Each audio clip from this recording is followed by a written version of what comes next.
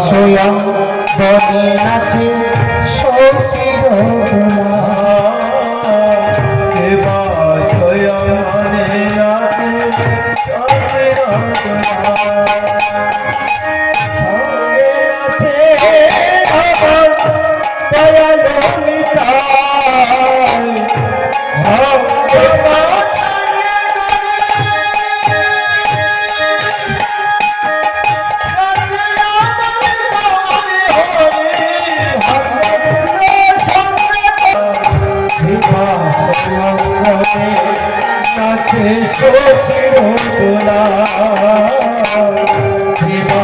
স্বয়ং বনে নাচে সচির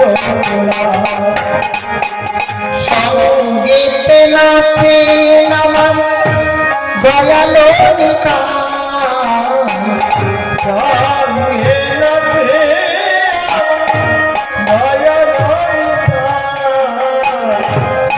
সঙ্গে নাচে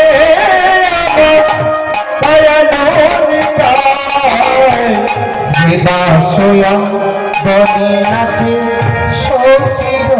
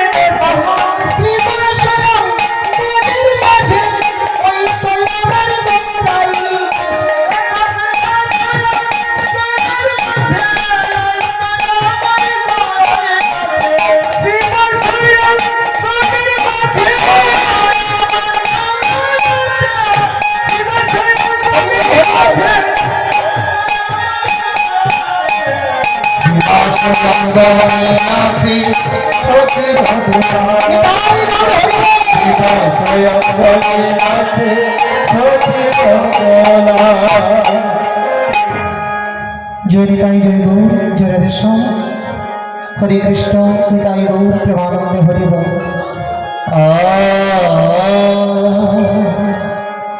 হরে বৃন্দাবন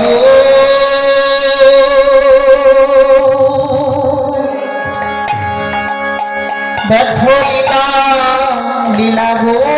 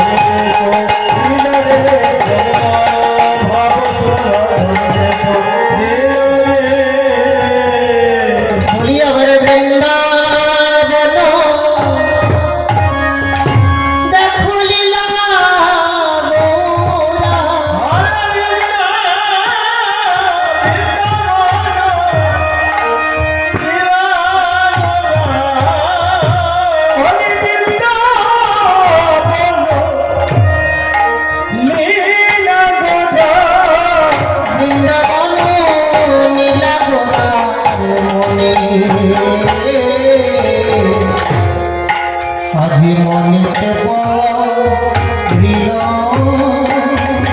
হরে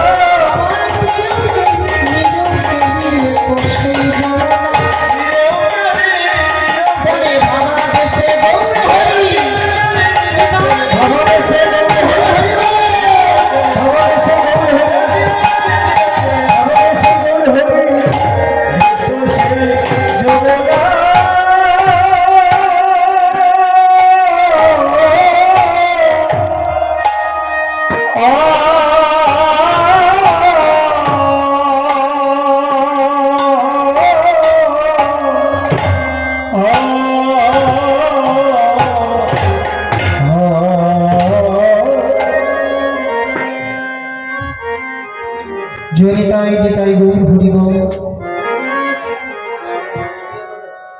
হরে কৃষ্ণ জয় শ্রী রাধেশ্যাম। উপস্থিত আমার শ্রদ্ধেয় সাধুগুরু বৈষ্ণবের দল এবং উপস্থিত রয়েছেন আমার ভ্রমণ পথের পথিক সুজন লীলা প্রারম্ভে আপনাদের মতো গৌর অনুরাগী কৃষ্ণ অনুরাগী ভক্তের রাতলে চরণে এই কীর্তন জগতের সর্বকনিষ্ঠতম কীর্তনীরা জ্ঞানহীন বিবেকহীন কৃষ্ণ প্রেম মাধুর্যহীন ভক্তিহীন বৈরাগ্যহীন পরমধীন সুদর্শন দাস এবং তার ক্ষুদ্র রাখাল বালক সম্প্রদায়ের পক্ষ থেকে আপনাদের মতো গৌর কৃষ্ণ ভক্তের চরণে আমার অনন্ত কোটি কোটি ভক্তিযুক্ত প্রণাম নিতাই গৌর হরিব।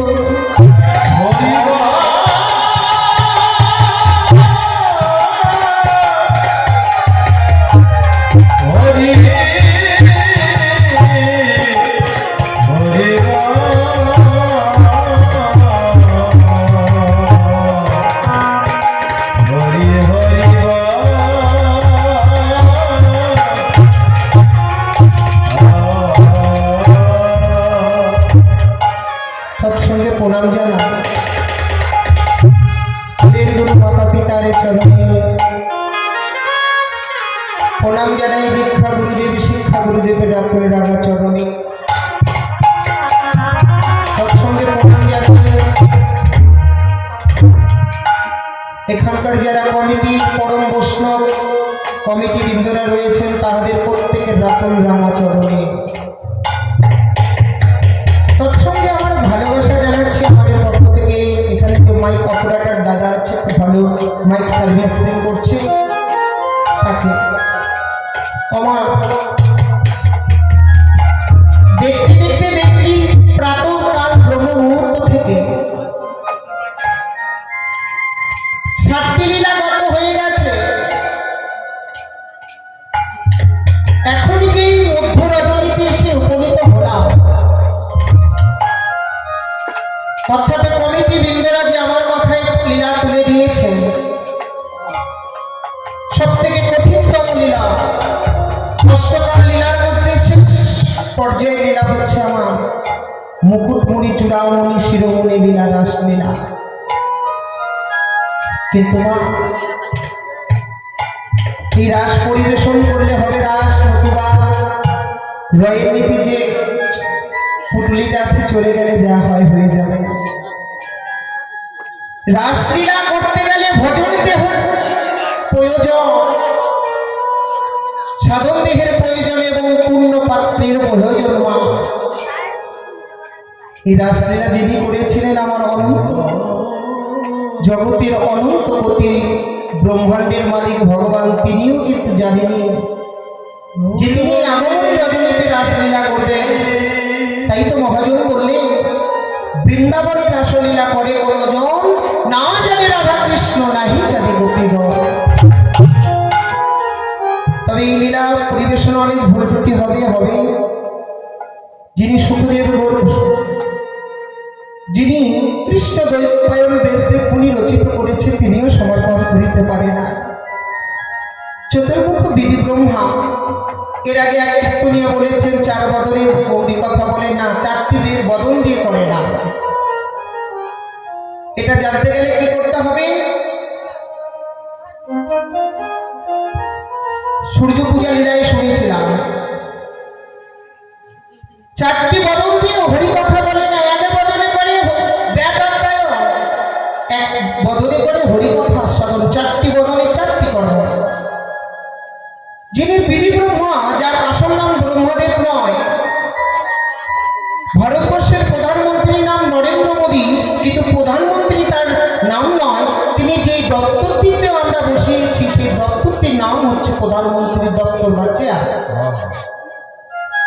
অর্থাৎ বিধি ব্রহ্মাকে ভগবান দায়িত্ব দিলে ব্রহ্ম সৃজন করার জন্য, তাই তার দপ্তরটির নাম হলে ব্রহ্ম দপ্তর, তাই তার নাম রাখলেন সৃষ্টিকর্তা ব্রহ্মা, কিন্তু তার আসল নাম হচ্ছে বিরিঞ্চি। তিনিও 4 বদন নয়, তিনিও বদন দিয়ে আস্বাদন করে সমর্পণ করতে পারে না।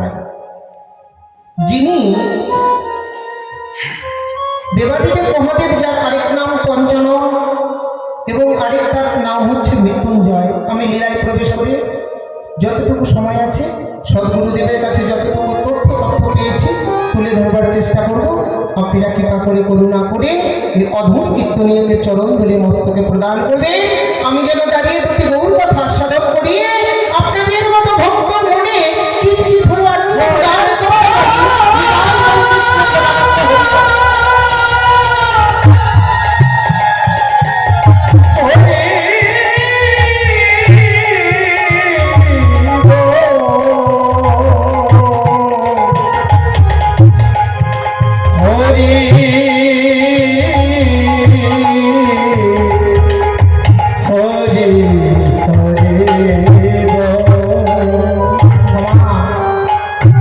মহাজনে বললেন, ঈশ্বর পরম কৃষ্ণ, পরম কৃষ্ণ সচ্চিদানন্দ বিগ্রহ,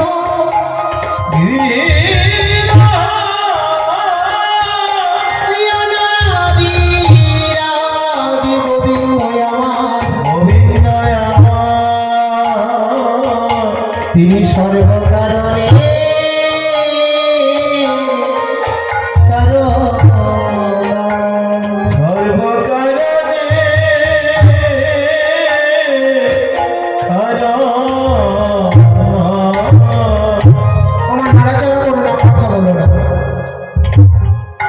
মহাজন কি বললেন জানো মা? ঈশ্বর পরম কৃষ্ণ সচ্চিদানন্দ বিগ্রহ। যোগী যারে যোগে পায় না, মনি যারে ধ্যানে পায় না, সেই যোগাতীত ধ্যানাতীত করুণার ধন সাধনার চিন্তামণি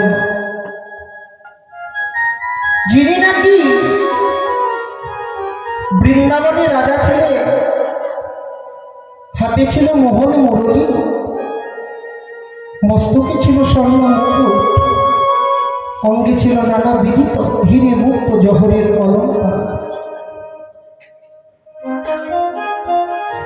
সেই ভগবানের যোগী যারে যোগীর চরণে পায় না, মুনি যারে ধ্যানে পায় না, কত রাজা, কত জমিদার, কত ভক্ত হা কৃষ্ণ গোবিন্দ বলে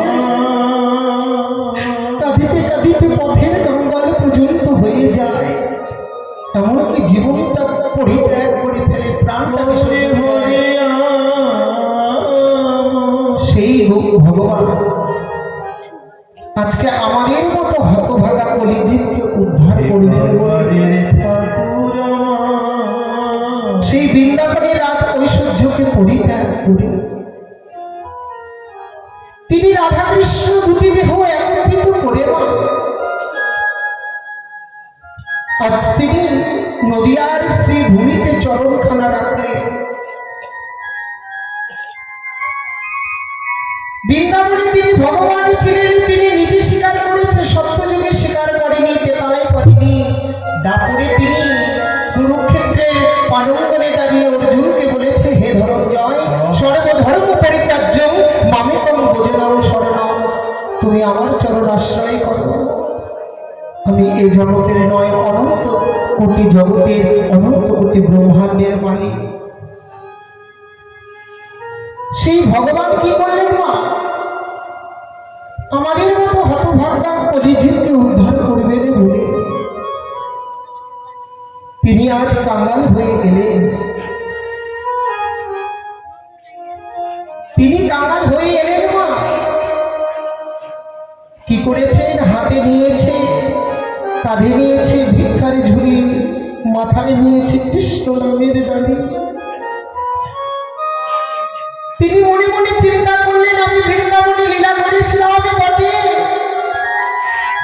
অন্তর্যামী ভগবান হয়ে সব বুঝতে পেরেছি,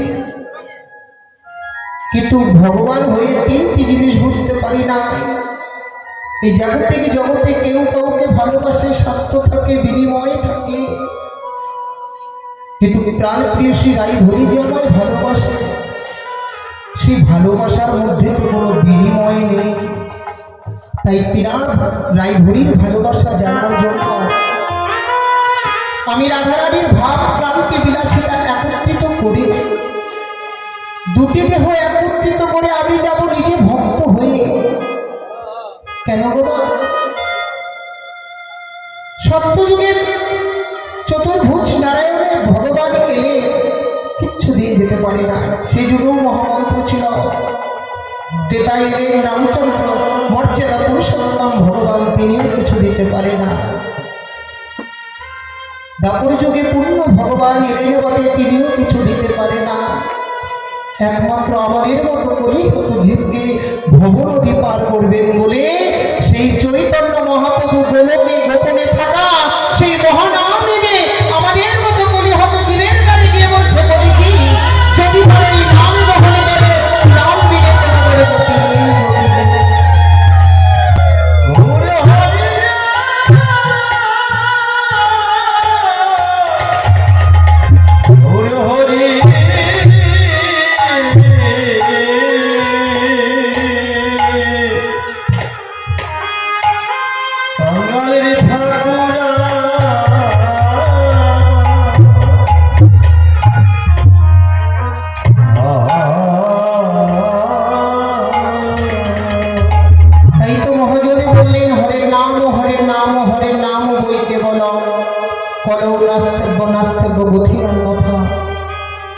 তাই মহাপ্রভু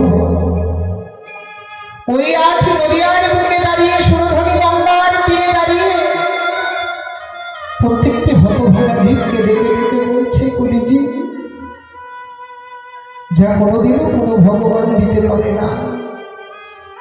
দশম অবতারে ভগবান এলেন, কিছু দিতে পারে নাই। তিন যুগে ভগবান এলো, কিছু দিতে পারে না। তিন যুগ মানে সত্যতে তারা পরে কিছু দিয়ে যেতে পারে না। 24 জন ভারতবর্ষের মাটিতে মহাপুরুষ এলেন, তারাও কিছু দিতে পারে না। একমাত্র আমি এসেছি তোমাদের জন্য এই ভব নদী পার করানোর মহামন্ত্র নিয়ে। যদি পারো একবার সদ্গুরু চরণাশ্রয় করে এই নাম তোমরা গ্রহণ করো, নাম দিয়ে তোমাদের গতি।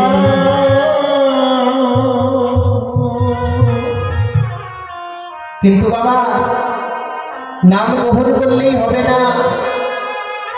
মহাজনে বললেন সাধু সঙ্গ সর্বশাস্ত্রে কয়, নবে মাত্র সাধু সঙ্গ সর্বসিদ্ধি হয়। সাধু সিদ্ধি সঙ্গ করলে কি হয় না, চিত্ত দর্প মার্জন হয়ে যায়। একটি কাঁসার বাটি থেকে যদি অযত্নে বাক্সে ফেলে রাখেন কালো দাগি হয়ে যাবে। তাই আমরা কালো দাগি হয়ে গেছি।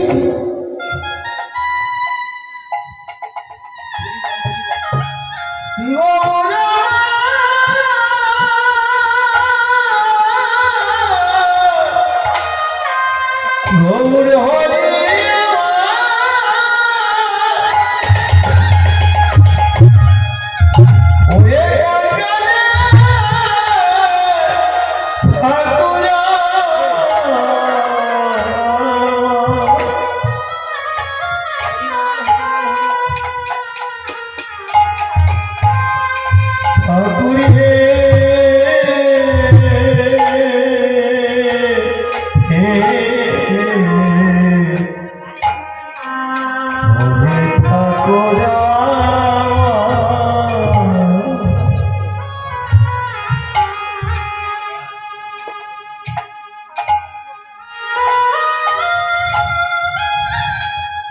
সাধু সঙ্গ করলে চিত্ত দর্পণ মার্জন হয়ে যায়।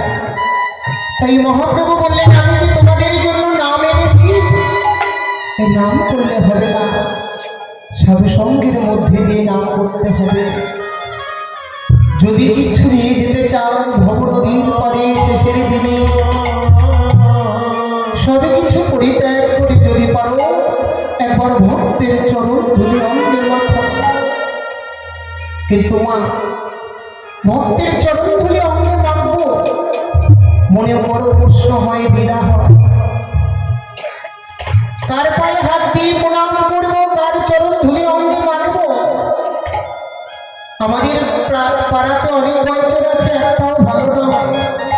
মহাপ্রভু বললে বিচার করো না, জানো না কার মধ্যে কি আছে।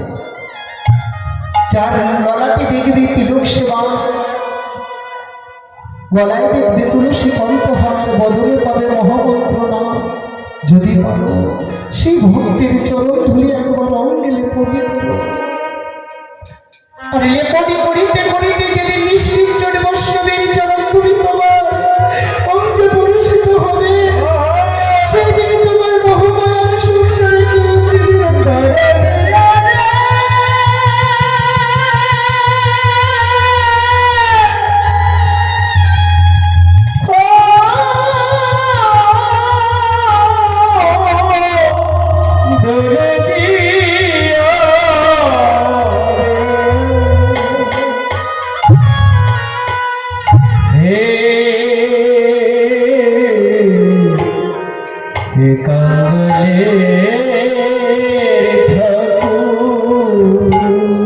বেঁধে রাখা গিয়েছিল বাবা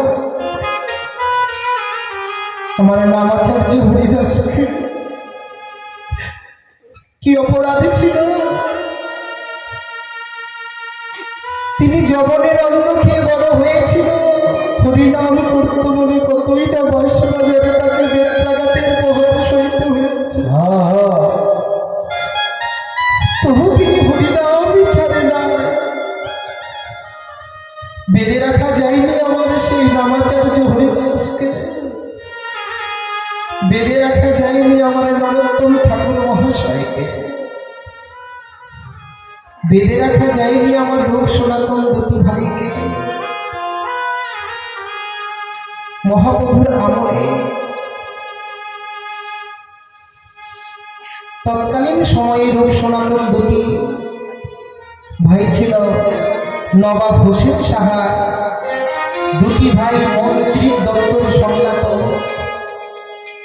তাদের ধন সম্পদে টাকা পয়সা সবই কিছু ছিল বাবা, কিছুর অভাবে ছিল না। ছিল মাত্র তিনটি প্রশ্নের অভাবে কি কে আমি, কেন আমি সংসারে দাবানলে পিতাকে জড়িত জ্বালাই জ্বলে পুড়ে মরি, কেন এলাম, কেন কোথায় বা যাব। যেদিন এই তিনটি প্রশ্ন তার মনে জেগেছিল, ধন সম্পদে টাকা পয়সাকে সবে কিছু ফেলে রেখে কাঁধে একটি ভিক্ষারি ঝুলি নিয়ে ছেঁড়া কম্বলে নিয়ে ছুটতে ছুটতে গিয়েছিল মহাপ্রভুর কাছে। মহাপ্রভু তখন হরিদ্বারে সরস্বতী প্রকাশানন্দ গৃহে অবস্থান করছে। সেই সময় সেই সনাতনী গোস্বামী ছেঁড়া কম্বলটি কাঁধে নিয়ে মহাপ্রভুর সেই গৃহদ্বারের সম্মুখে দাঁড়িয়ে নয়নের জলে বুকে ভাসাইয়ে দুটি বাহু তুলে করে ডেকেছিল দয়াময়।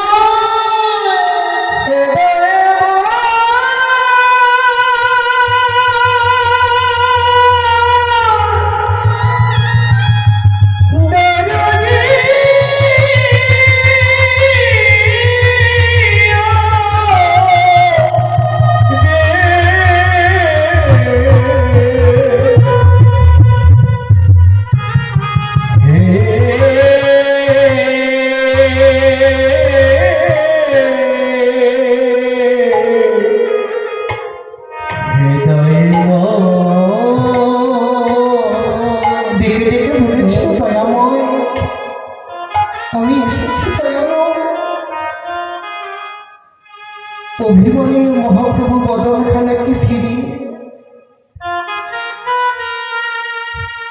তিনি আজ ভক্তের কান্না শুনে আর থাকতে পারবেন না। ভগবান বলে নিজ জগতে আমি সবই কিছু সইতে পারি না কোনো ভক্তের অপমান, কোনো ভক্তের মনের ব্যথা। এই অভিমানী করে বদনখানাকে ফিরিয়ে বলছে, সনাতন তুমি এলে সনাতন, এতদিন পরে তোমার আসবার মতো উপযুক্ত সময় হলো। আমি যে তোমার পাশাপথে নয়নে দিয়ে কত কাল ধরে বসে আছি, এলেই যখন সব পরিত্যাগ করে বলো কি চাও। যেই বলেছে কি চাও, সনাতনে গোস্বামী আমার বলে হে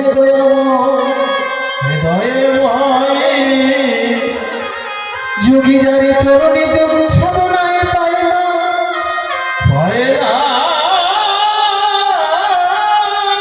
মুনি যারে চরণ ধ্যানে পায় না,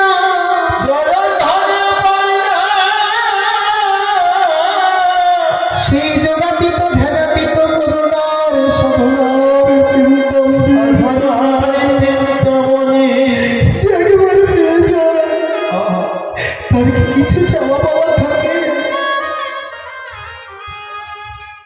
শোনো দয়া, এই জগতের আমি কিছু চাই না তোমার কাছে।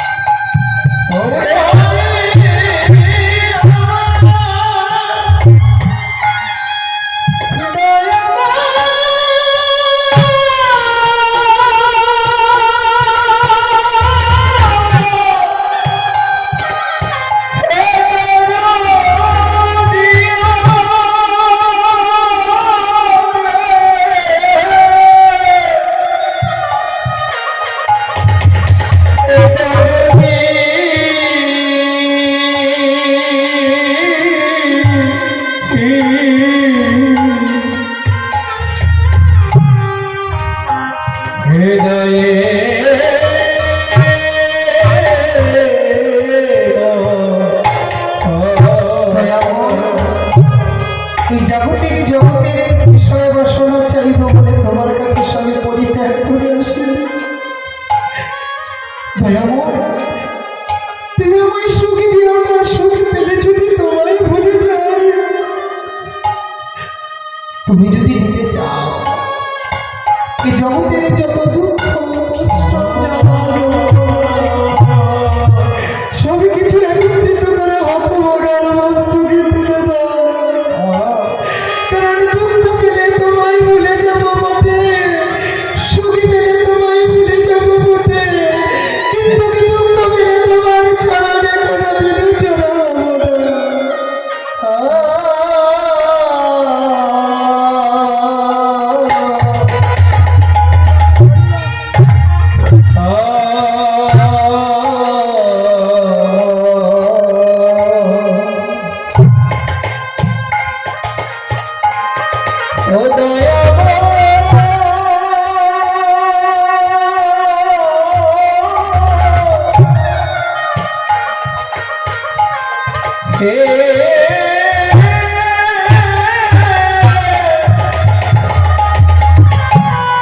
হে কঙ্গালে হরিবল হরিবল।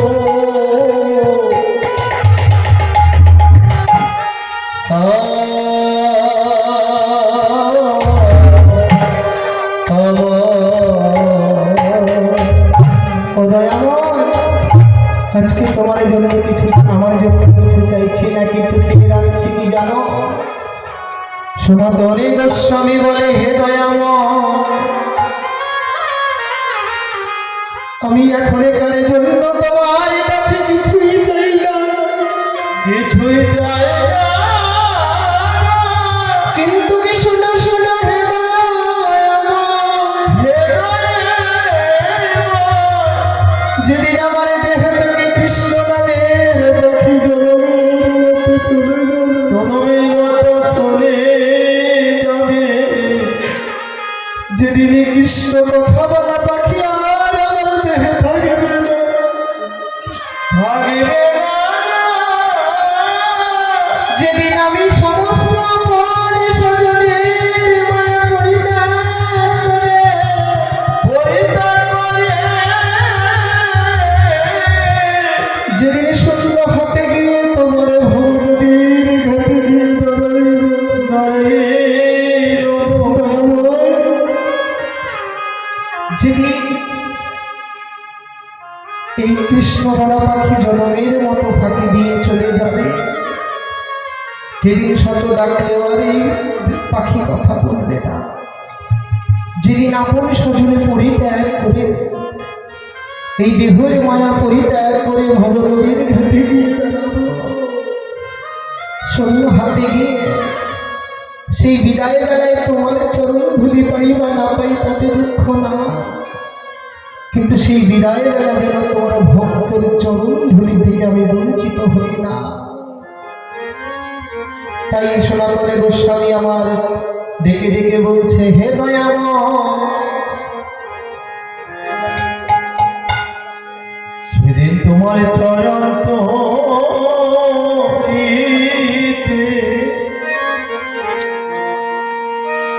একটু জায়গা জায়গা দিও,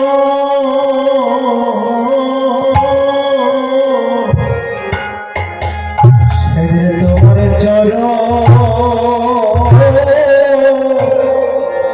তরিতে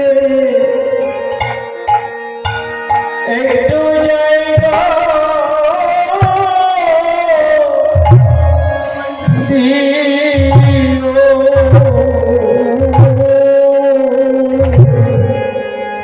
তোমার চরণ তরিতে একটু জায়গা দিও, সেদিন আমায় অপরাধী বলে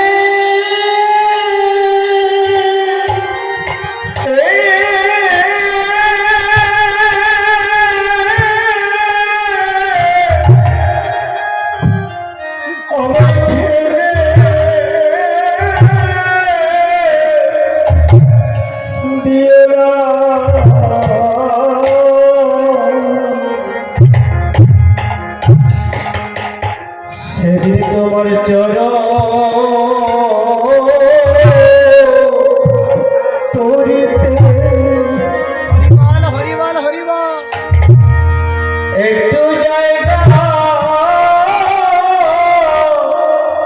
দিও, সেদিন অপরাধী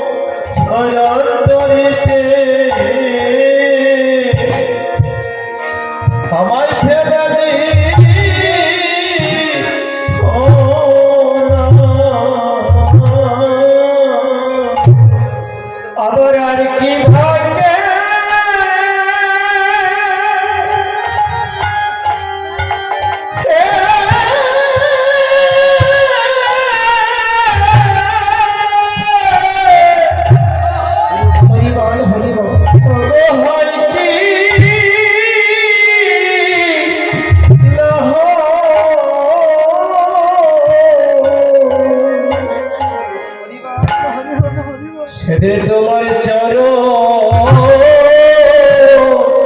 ধরিতে একটু জায়গা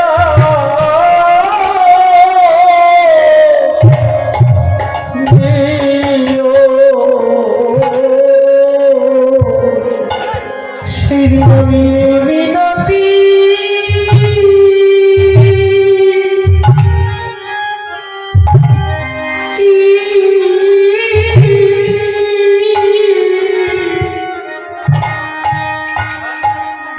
এই মিনতি আমি জানাই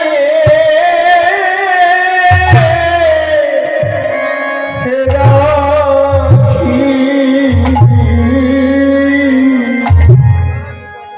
সেদিন তোমার চরণ ধরিতে একটু জায়গা দিও। যেদিন আমার আপন বলতে কেউ থাকবে না, তুমি কৃপা করো